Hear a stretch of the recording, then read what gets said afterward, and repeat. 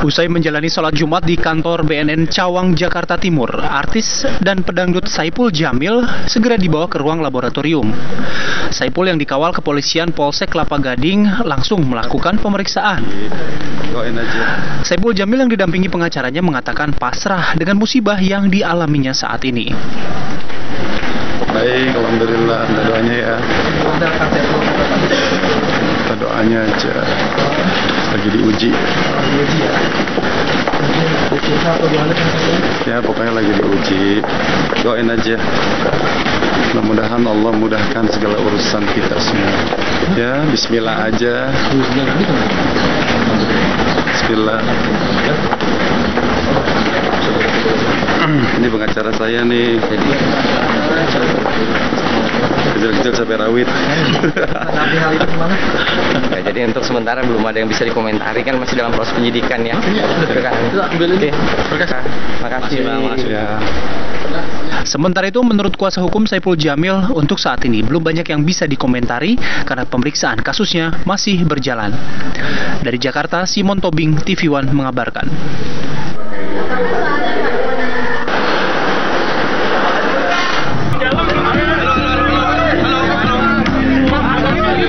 Polisi menduga ada korban lain dalam kasus pencabulan yang dilakukan pedangdut Saipul Jamil.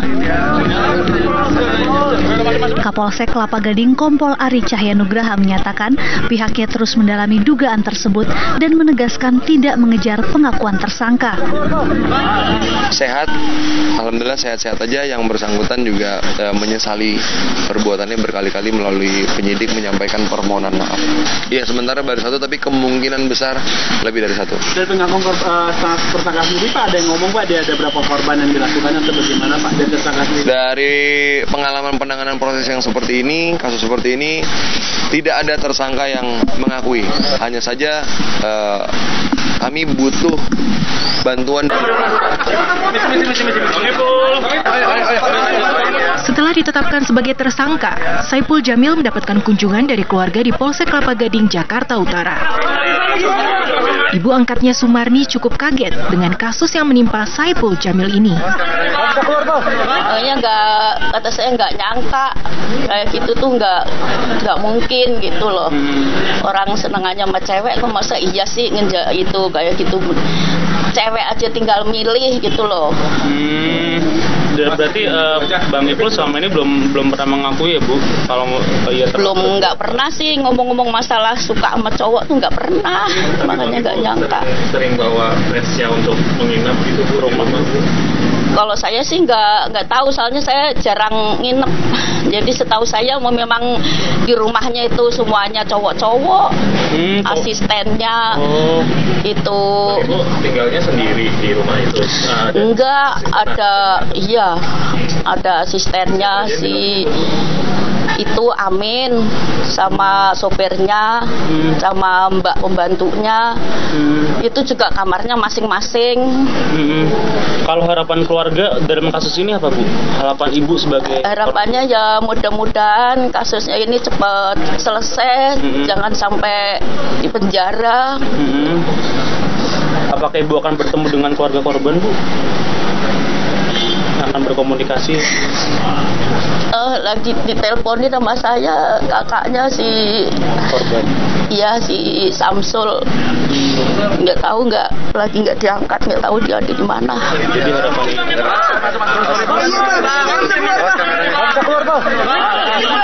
Di mata Sumarni, Saipul juga dikenal sebagai sosok anak yang rajin beribadah, sehingga ia ragu Saipul dapat melakukan perbuatan tak senonoh.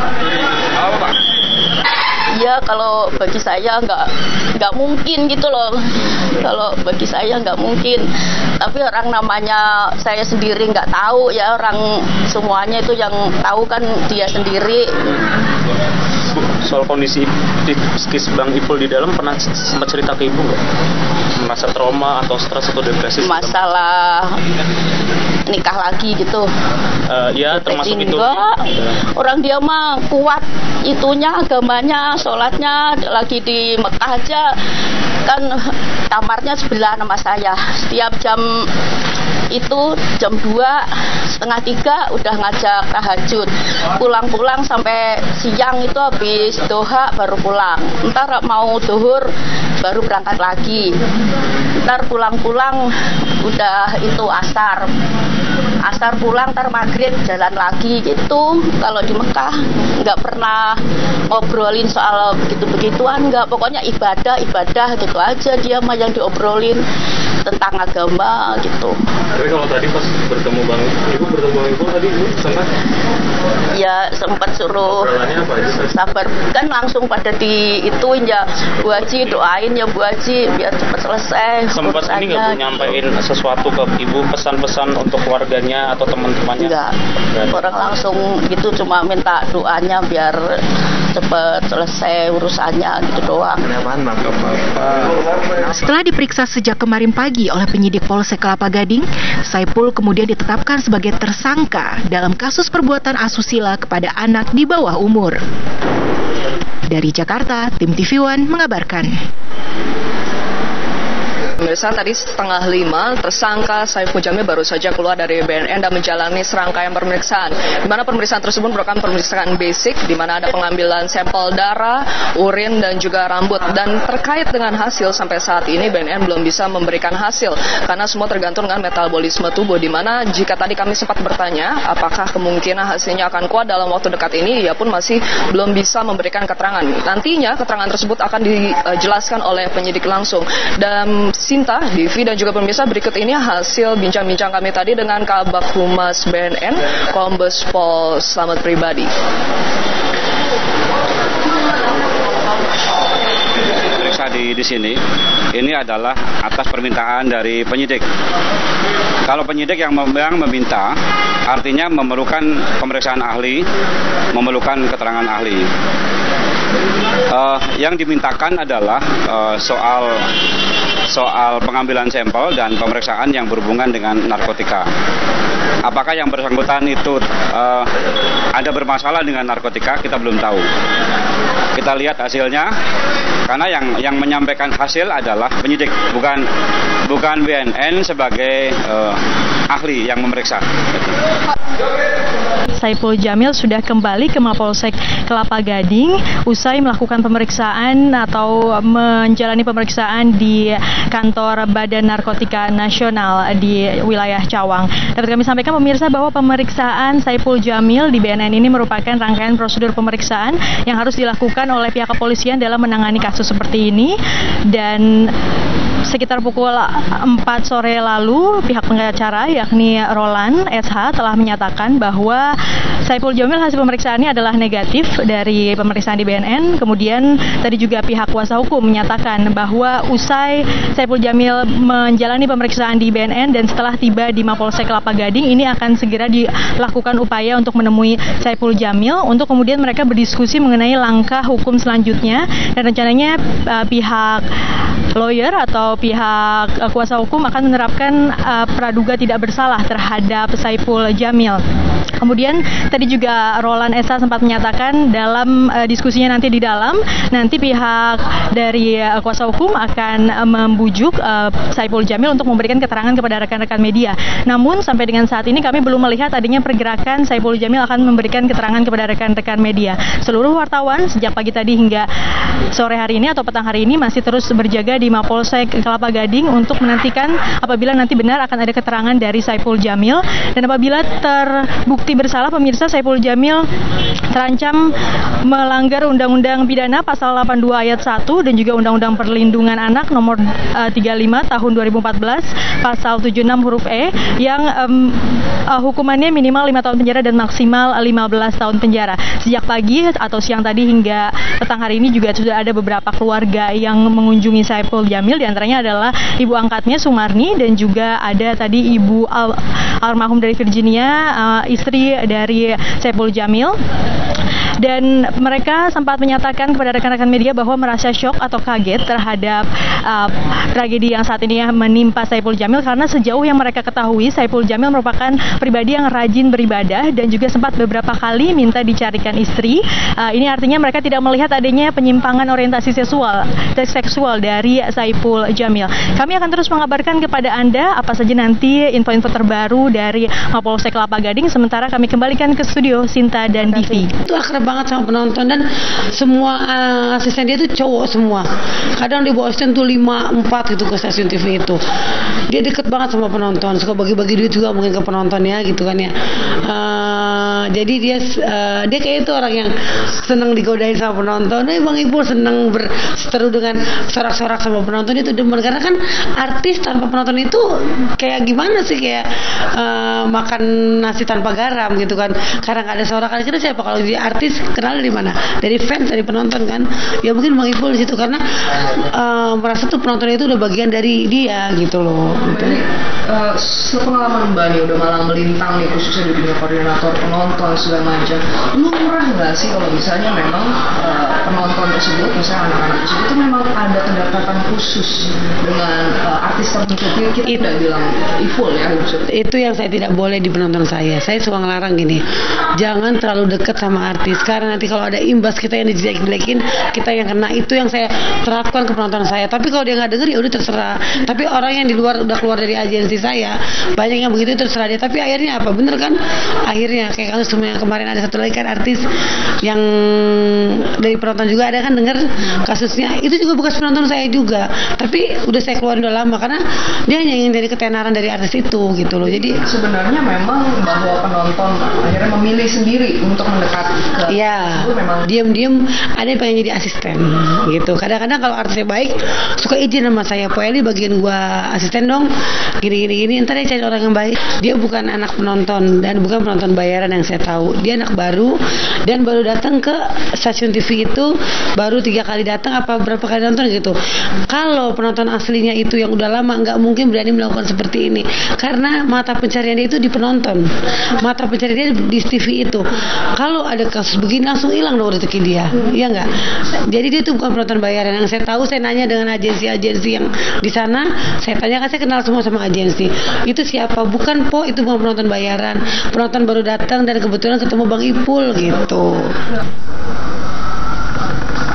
Suasana sepi terlihat di rumah Saipul Jamil di kawasan Jalan Gading Indah Utara, Kelapa Gading, Jakarta Utara. Artis serba bisa ini ditangkap lantaran pengaduan warga berinisial DS dengan dugaan pencabulan. Namun Arum, keponakan Saipul Jamil, menyatakan Saipul Jamil dikenal sebagai pribadi yang santun. Dia cepet selesai, mau aja. Itu ini kan gak benar. Ambis itu orangnya baik. Dia buat maju sendiri dikasih kesadaran.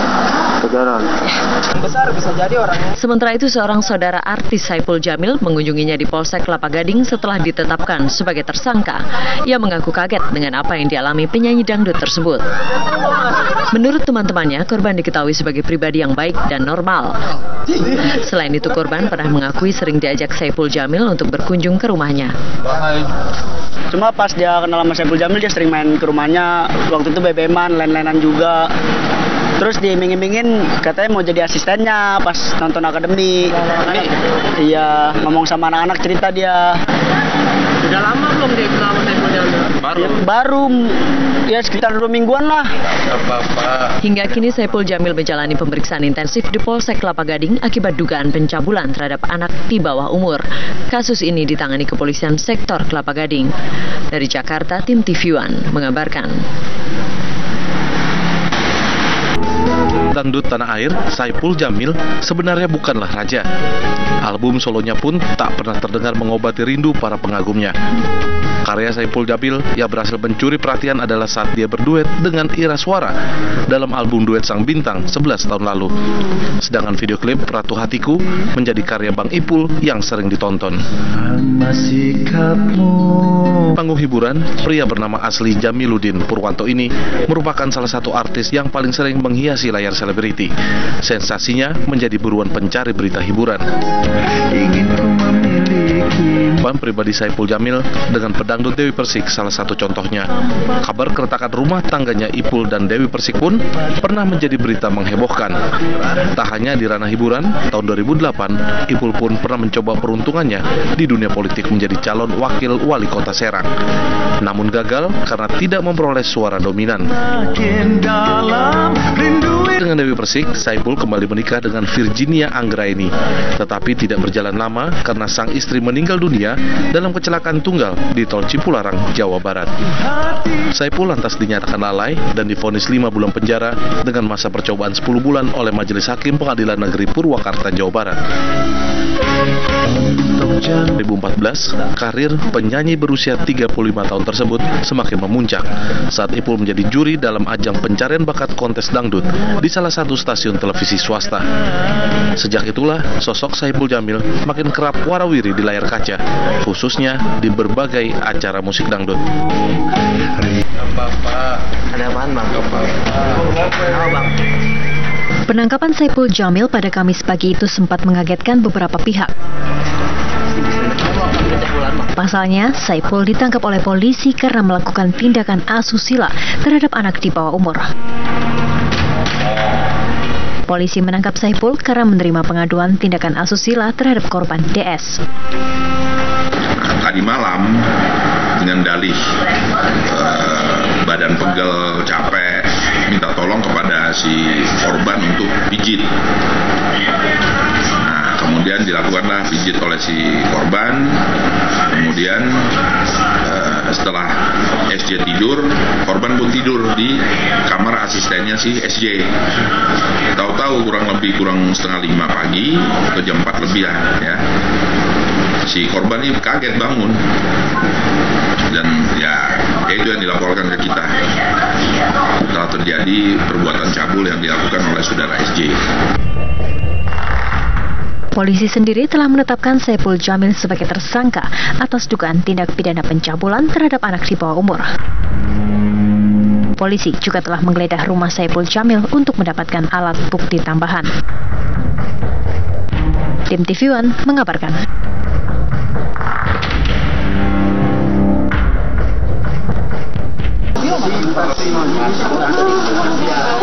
Komisi Perlindungan Anak Indonesia (KPAI) menyayangkan kasus pencabulan yang dilakukan oleh pedangdut Saipul Jamil. Seharusnya sebagai public figure, Saipul memberikan tauladan yang baik kepada masyarakat. Ketua KPAI Asrorun Niam menyatakan kasus pencabulan sesama jenis yang disangkakan kepada Saipul Jamil menunjukkan perilaku seks menyimpang sudah mewabah sejumlah kalangan. KPAI meminta kepada media televisi menyetop tayangan yang menampilkan artis bergaya kebanci-bancian. Saya kira tidak hanya persoalan anak sebenarnya, ini kan residu ya. Ketika kita memberikan permisivitas kepada kejahatan seksual kepada dewasa sekalipun, nanti pasti akan juga menyasar ke anak-anak dalam lambat laun. Ada term yang dikenal di dalam ilmu psikologi itu ada fakultatif gay atau fakultatif homoseksual. Artinya bisa jadi si orang ini awalnya hetero, tetapi dalam kondisi tertentu karena persoalan lingkungan, persoalan gaya hidup, kemudian persoalan expose yang over di media dengan kebanci-bancian, keperempuan-perempuanan, kemudian secara tidak sadar itu kemudian menggerakkan otaknya untuk kemudian menyukai sesama jenis, dan itu bahaya bagi proses tumbuh kembang, termasuk di dalamnya adalah proses tumbuh kembang anak. Oke Pak, hari ini kan tadi Pak ketemu sama secara KPAI mengunjungi Mapolsek Kelapa Gading untuk menemui Saipul Jamil. Dalam kesempatan itu, KPAI meminta Ipul meminta maaf atas dugaan tindakan pencabulan yang dilakukannya. KPAI juga memberikan pendampingan kepada korban. Dari Jakarta, Tim TV One mengabarkan. Gangguan psikologis dan perilaku yang berhubungan dengan perkembangan dan orientasi seksual adalah F66X1 homoseksualitas, F66X2 biseksualitas. Tertulis jelas, silahkan dibuka. Pak Karni bisa baca sendiri. Itu yang pertama. Yang kemudian yang dikaitkan dengan transseksualitas juga sama. itu terdiagnosis di sini. Karena itu di dalam komunitas yang kami tadi gabungkan antara spiritualitas dengan religi itu tidak bisa dipisahkan. Diagnosis harus menjadi satu kesatuan. Ketika ada pemahaman spiritualitas dan religius yang dipakai oleh sebuah komunitas sebagai acuan yang tadi sudah dipakai, maka itu menjadi juga penentu sebuah ketentuan diagnosis. Jadi itulah makanya kami dari seksi ini tetap dan melabelkan atau membuat sebuah diagnosis tidak berarti diskriminasi. Apa bisa menular kalau itu penyakit? Bisa. Tadi yang dikatakan dari Ibu Elisman, perilaku itu bisa melakukan sebuah penularan. Penularannya bukan dalam konsep ada virus, ada kuman, bukan. Tapi yang disebut dengan teori perilaku, Pavlov, semua teori-teori yang dipakai dalam teori perilaku adalah teori penularan dari konsep pembiasaan. Kucing saja, anjing saja, dia tahu mencet bel, keluar makanan. Perilaku manusia lebih bisa seperti itu. Dia mengikuti suatu pola akan menjadi suatu karakter, jadi kepribadian, jadi membentuk kebiasaan dan sebagainya, akhirnya menjadi penyakit. Menularnya dari konteks perubahan perilaku dan pembiasaan. Baik.